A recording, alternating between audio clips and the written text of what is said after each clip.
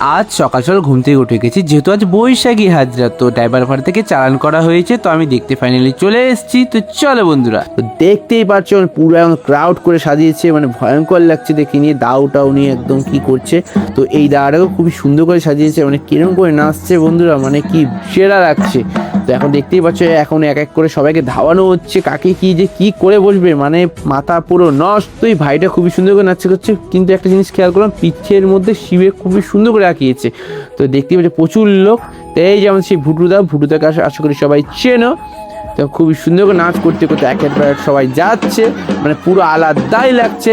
তো এই দেখো একটা ভাইকে চুলি মুঠি ধরে দিয়েছে, তো এক এক পর এক এখন দেখতেই পাচ্ছি পুরো নাচ করতে করতে যাচ্ছে। এই যে কিছু ভাইদের সঙ্গে দেখা হয়ে গেল, আমার বাড়ির ঠিক সামনে চলে এসেছে বনকেলী মন্দিরের সামনে। তো এই হাজরা আরেক হাজরা চুল ধরছে, মানে মাথা পুরো নষ্ট হয়ে যাচ্ছে দেখে নিয়ে বন্ধুরা। তো ত্রিশূল নিয়ে দাদারা এখন ভাগাচ্ছে, মানে সেরা লাগছে বন্ধুরা।